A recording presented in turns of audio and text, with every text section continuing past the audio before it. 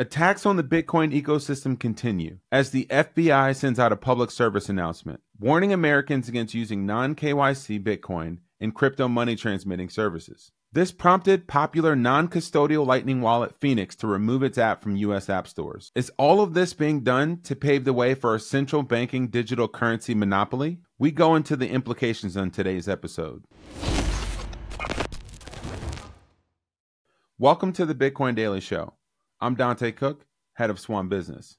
Fresh off the breaking news about Samurai co-founders and CEO being arrested for money laundering and unlicensed money transmitting, the FBI sends out a warning to Americans in a public service announcement stating that you should not use non-KYC Bitcoin in crypto money transmitting services. Not only is it vague, but it also highlights potential opportunities for the FBI to classify what is a money transmitting service. There's no clear definitions or standards mentioned in this public service announcement. So naturally, this creates more fear than clarity. It creates more anxiety and ambiguity.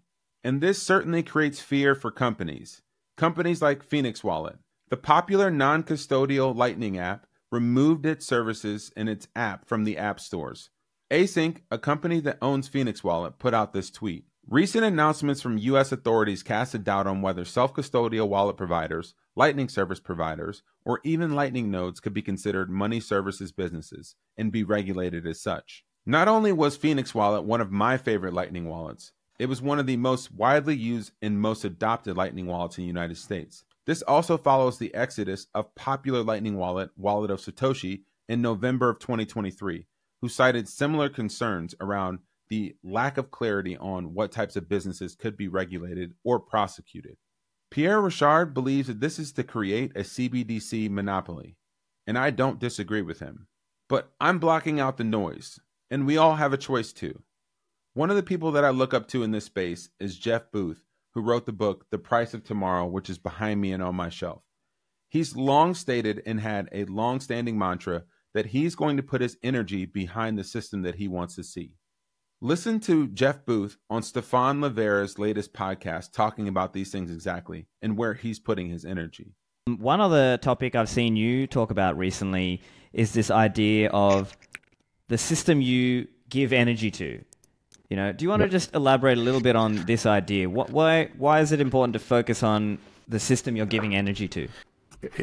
Let's use an example of I'm on a march down the street against my government, and I'm burning cars and I'm breaking windows, and then I go home and sleep.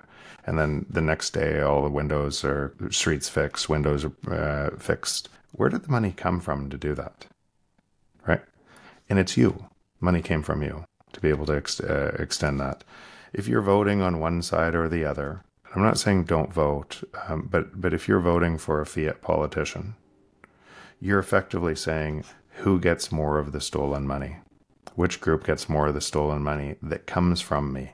And so all of these things from this system, if you're mad at it and you're spending your energy reinforcing that, and you're spending your energy with other people that are reinforcing that, you're spending your most valuable time making the system stronger over you. Because the system is already insolvent. The system's already it would fail spectacularly if it were a free market. So it is not a free market at all. It's a control system. And why freedom is so connected to this is it's not a free market. It's a control system. And that control system has to usurp more and more of your energy. And you will feed it more and more of your energy. It's just a total natural thing.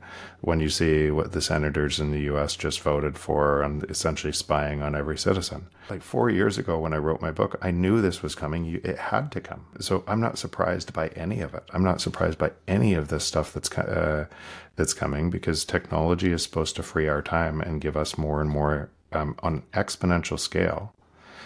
Remember, inflation shouldn't be measured from zero. It should be measured from the implied deflation rate.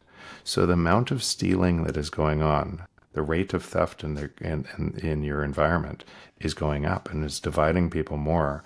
And that division is making the system stronger to be able to steal more.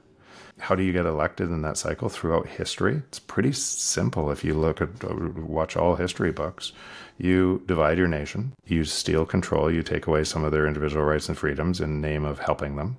It doesn't fix the problem, so you have to create a greater enemy outside your borders, and you go to war to reset it. If you win the war, you reset the currency from zero, and you start it, and you promise we won't do it again, Bretton Woods, and then you do it again.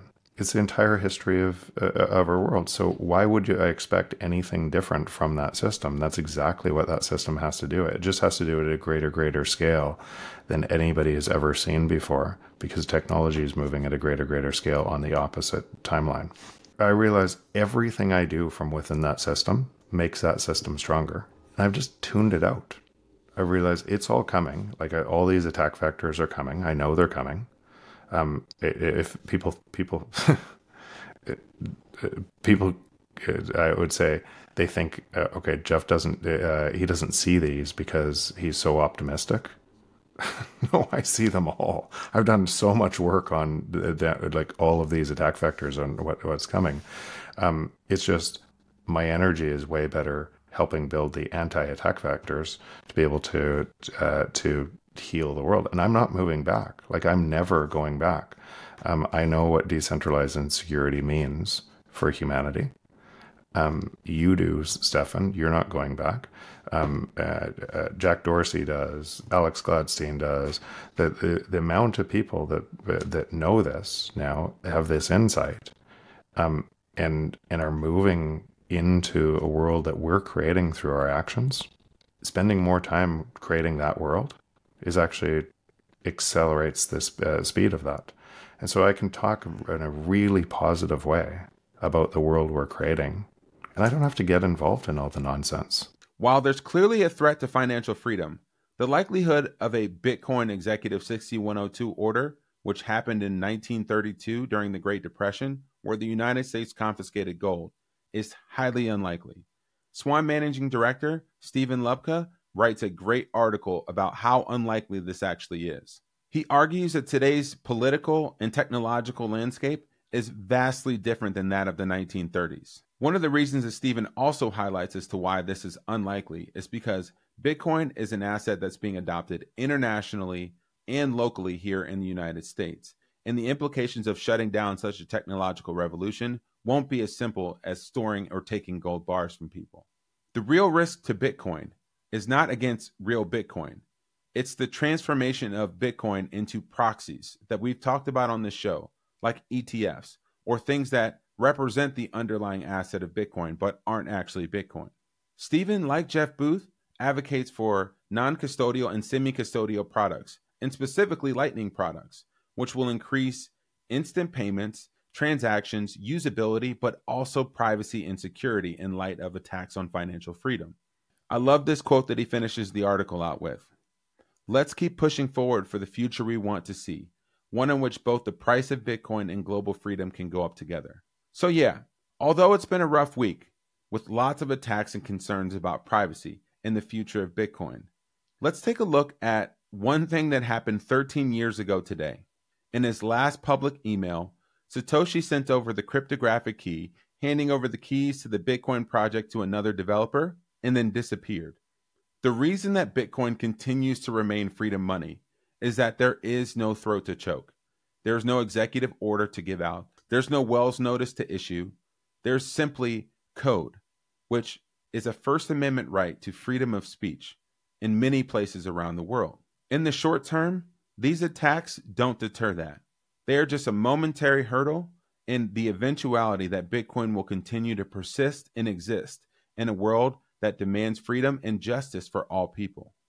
We have to ask the question, are we the type of people that demand these qualities towards our money? What are we willing to give? What are we willing to vote for? What are we willing to put our time, energy, and resources behind? By continuing to put them in the existing system, you're feeding the existing system. And we've highlighted many times on this show the inevitable outcomes and conclusions that this leads us to. And I don't think that's a future that any of us wants.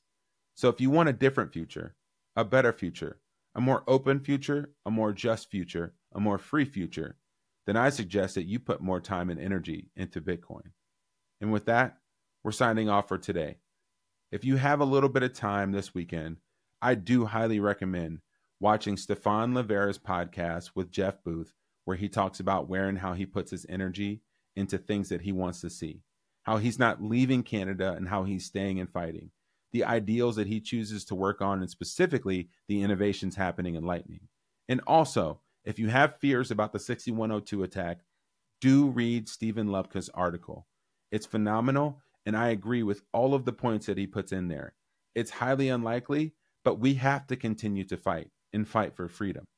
So, if you want to check these things out, both of them are linked in the show notes. This is Dante Cook with Swan.com. Happy stacking.